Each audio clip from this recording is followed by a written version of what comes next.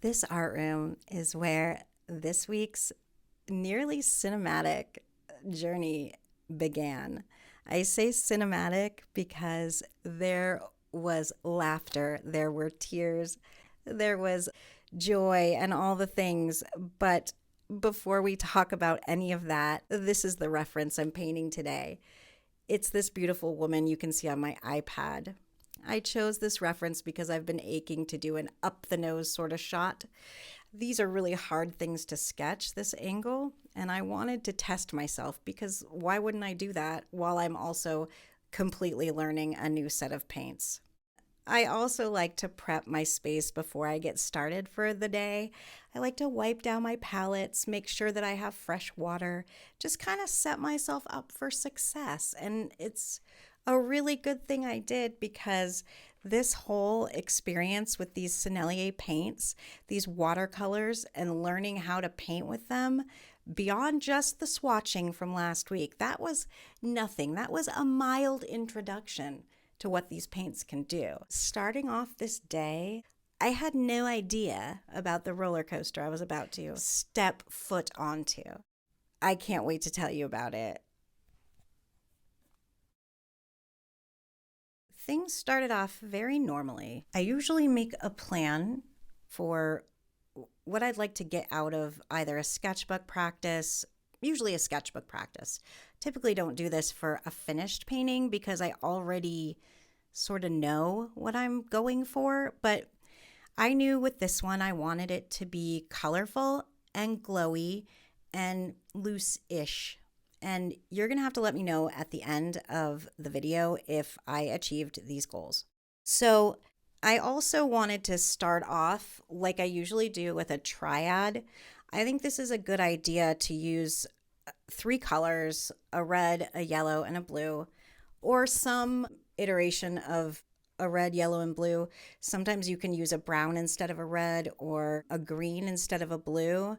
And then instead of a yellow, you may have seen in my other videos, I've used a raw sienna, something like that. And here you can see I made a color wheel for some colors I thought I might use, though I did end up using the lemon yellow instead of the Naples yellow deep because Naples yellow does have white in it. It probably would not have been a problem with this brand because of the clarity, but I didn't want to risk it. So I went with the lemon yellow, phthalo blue, and French vermilion. This isn't to say that I don't branch out from there. I did end up using the Naples yellow deep quite a lot. I used carmine as well. I used warm sepia. I also used the Payne's gray later on in the painting. And I also used the forest green for the eyes. Okay, now I need to interrupt. I need like 60 seconds of your time. I apologize for the interruption, but I promise we'll be right back to where we were very quickly. Ooh, I'm going to make this short because I value your time. I just want to thank you from the bottom of my heart for subscribing to my channel. You've helped me to reach an important milestone for YouTube creators, which is the 1,000 subscriber mark. The outpouring of kindness after my last video this past week goes a long way to reassuring me that what I'm doing here is meaningful to people. I intend to honor your choice to watch me and to subscribe to me by being here every week, hopefully becoming a part of your routine. And because I honor and respect your time, I am gonna cut it off there. Let's go do the art stuff now. Here we go with the very first layer I'm adding to this portrait. Adding that first layer is always a little bit nerve-wracking. Are you guys like that? I feel like the portrait holds so much hope, and at this point, especially if I love the sketch, I feel concerned usually that I'm gonna mess it up. But what I've been trying to do is just get to it. Instead of procrastinating and spending 15 hours mixing colors, I've been trying to just get to it, and it's served me well because as you're gonna see with this with this portrait in particular, after I laid down my first layer of paint, it dries almost as if there's no paint there. There's so little pigment visible, and At this point, I realized I might be in over my head with these paints. I started hearing echoes of all the other people I had heard in the years that I've been watching YouTube videos about art talk about very briefly whenever Sennelier was mentioned. They would say something like, these are highly misunderstood paints, they're very hard to use. And I started thinking, maybe they're right. Like, what if I just hitched my wagon to an idea without fleshing it out or having any idea if it was going to benefit my particular art practice of liking to layer and wanting very glowy watercolors the way that I assumed it would. I could have been wrong, and I started to kind of internally panic a little bit. This paint is so pure and clean and glowy that it's almost impossible to see on your paper if you paint with a tea consistency of paint. So I had to get super ballsy and up my pigment and water ratio pretty significantly for the third layer. I realized that I would need to start off with like a coffee to milk layer rather than my typical tea layer. Most paints are so deeply and richly pigmented and lack the purity of this brand's ingredients. And speaking of this brand, while you watch me paint these next 2 layers in basically the tea consistency paint, before I figured out that I needed to move to a coffee consistency for my layers, I'm going to read to you from Wikipedia and from the Sennelier brand site and explain a little bit about what I've learned, the fascinating history of this company and of their art supplies and all of that. So here's a little story time. Gustave Sennelier opened this art supply store back in 1887, and it was located near the art school, and I don't know how to pronounce this, École des Beaux, École des Beaux. I'm trying, man. So they were located near this art school, which of course really served them, because while there were many apparently art supply resources in the area at the time, this is the 1880s and transportation wasn't as easy to come by as it is today. So you couldn't Uber to the next town over to get art supplies. And I suspect that being near the school really served the Sennelier store. It's believed that because of that, the store and the name began to really grow in France. Impressionist artists, Cézanne and Gauguin, and many other artists would shop around in the neighborhood looking for different shades of paint to use. And if Gustave Sennelier didn't stock the color, he took it upon himself to create that for the painters. He clearly had a love for his patrons and wanted to serve them, which is beautiful. Apparently, in 1949, Henry Sennelier, who was Gustave's son, created the very first professional quality oil pastels. Now, there already was a brand of oil pastels at the time, and they were interestingly called crayons and were like crayons for children. Now, I remember when I was a child in the 70s, I had a box of crayons, and each crayon like snapped into this plastic case.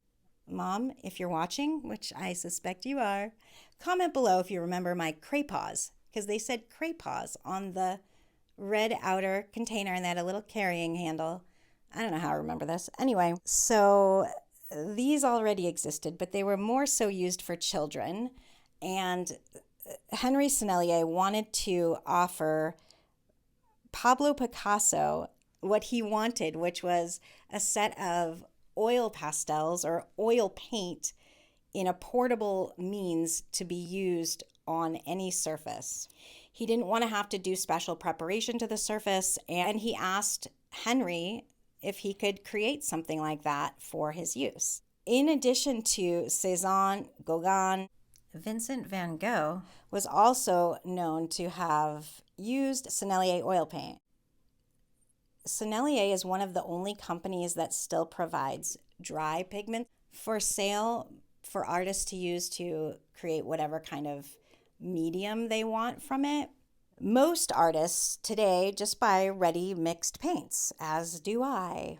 But the range of these pure pigments that are dried and available to be mixed up with any base to create either an oil medium or watercolor medium, whatever the painter wants, offered by this company is extremely large, exceeding 80 colors. And I had to take a little break. I just got some coffee. I've been working on this video for like 27,000 hours, so I needed a little pick-me-up. Do you need a pick-me-up? Get some coffee if you do. I'll wait. You can put me on pause. Anyway, so you can see here, I'm going in right now, believe it or not, with the second layer on the lips and soon enough, the third layer on the face.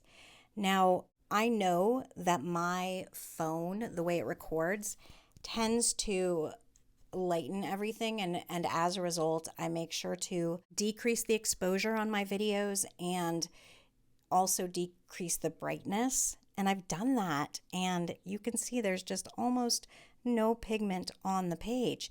But this is not Gustave Sennelier's fault, nor is it Henry Sennelier's fault.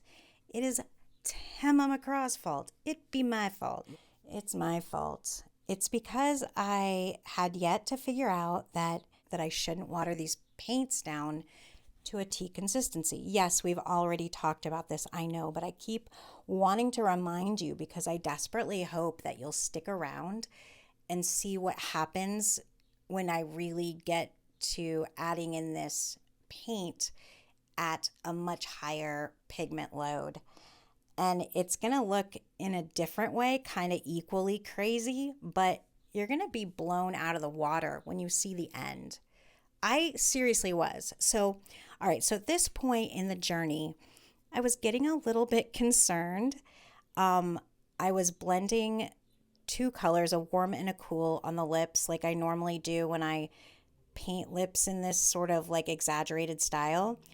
But I was getting nothing. Like I couldn't tell the difference between the warm and the cool, even though they were starkly different on the palette. And you probably can't tell either. My alarm bells were beginning to ring. I was a little worried. So I told myself to push through, to keep going. And that is what I've done up until this point. And I'm continuing to add that third layer of paint. And I'm really unsatisfied with the way the portrait looks at this point. I feel as though the eyes look dead, but I hadn't taken the time to reflect, so I didn't really have an answer yet.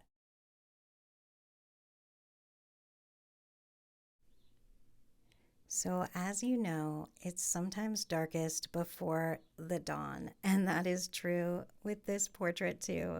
I knew I had one day to finish this portrait so that I could get my video up today, and I needed a day to edit it, of course, too. So I was running out of time. Because of this, I think I was feeling extra negative and wasn't thinking critically. Critical thinking is one of our most important assets, and anytime that is failing us, we absolutely need to take a look and figure out what's going on. But unfortunately, I wasn't at that level yet. I was still in the place of kind of feeling sorry for myself. So I put the sketchbook down. It's like 7 o'clock at night last night, and I was PO'd, and I was like, what is going on? I need a breather. I hung out with my dogs. I cleaned my kitchen, because there's nothing like cleaning your kitchen to put you in that frame of mind you need to be in for life. You know what I'm saying? I thought, you know what? You don't have anything to lose. Just go back and have fun and play and make a mess, make a disaster. It already is a disaster. How much worse can it get? Let's see what happens. Let's just experiment. And then I thought back to my video like 3 or 4 videos ago about loose portraiture, and how the most important thing to do when you're trying to be loose is to play and to just have fun and to stop that freaking out perfectionist crap that happens in our heads when we become overwhelmed or get tunnel vision. Tunnel vision is a nightmare. So I opened up that sketchbook and I said, screw it. I'm going to go all in. I'm going to throw in all the color, all the things I want to do normally, but I sort of hold myself back on. And what do you know? It worked. You can see here that the painting looks a little bit nuts, but if you remember back to the thumbnail, you know it worked out, right? And I just started laying down thicker, less watery layers of color. I used wet and wet. I thought back to my goals for this painting and how I wanted the painting to be glowy, colorful, and loose-ish. I realized that one of the problems that was bothering me was the fact that the eyes were weird, and I turned off the camera and I spent like a half an hour just making these slight adjustments, looking very carefully at my reference, something I strongly encourage you do. And I have a problem staying focused on that reference like I should be. It leads to discrepancies in the perspective. And when you're doing an angle like this one, where you're kind of looking at the face from underneath, you need the perspective to be just right because it's a tricky angle. And it definitely took some extra reworking. I didn't overwork. I used very, very careful, small adjustments of a little bit of lifting here, adding a little bit of pigment here, choosing a warmer or cooler color to unwonkify the lines, if that's even a word. I know it's definitely not, but it'll serve. And then I turned the camera on again and got back to work. I played with making the lines in the lips like you saw with the end of the paintbrush, where you depress the paint into the watercolor paper and it allows the pigment to sink into the lines. What a cool technique. I've never in 4 years tried it. I think I've been afraid to try it. But when you mess up your portrait, it gives you a whole new license to do whatever you want. Like, I know these things, I preach these things, so why would I not have started from this point, you know? I have to remember this. I think it's a daily task of reminding yourself over and over again to do things in a certain way. And that was what I needed. And at that point, things really started coming together. Another thing I needed to try for this painting was the eyelashes. Eyelashes are tough, and I know the reason is that I don't have the proper tool. You guys can help me. If you have a great, skinny, tiny little hair watercolor brush that you use for making eyelashes and they look very realistic, I would love it if you could leave it in the comments, because I've been kind of on the hunt for this for a long time and I've never found one that I like. So if you could offer me some suggestions, I would be very appreciative. So I am very pleased with the outcome. I love this painting. I learned so much in the process, and I completely fell in love with these paints that allow me to get this color mixture where it almost looks to me like I'm layering colored pencils. I think the effect that comes from the Sennelier paints is very unique. I've never seen it before with any of the paints I've ever tried. I have no idea how to describe it, and I know so many of you watching do own these paints and use them, and so once again, maybe you can describe it for me. I just know that it's like a kaleidoscope effect, like you're mixing all of the colors, and together they make, yes, a somewhat abstract version of a skin tone, but still it's a skin tone that's believable and deep, and it radiates, and it has all the things that I seek to create when I make portraits. So 100% this paint is for me. I am more in love than ever, and I really encourage you to try them. Again, this is not sponsored, but if you're a portrait artist and you happen to paint like I do with tons of layers, you need to give these a shot and see if they might change the game for you.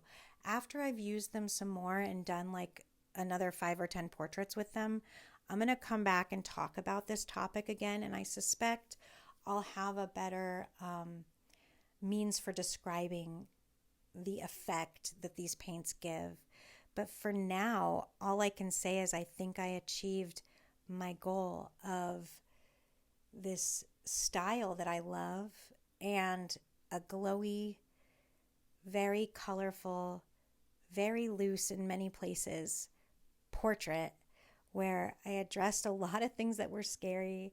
As dumb as that is, that art can be scary, it can, and achieved a really wonderful outcome that I am thrilled with. I really hope you guys enjoyed this video, and I look so forward to seeing you next week. I hope that you have an absolutely beautiful day. Bye-bye.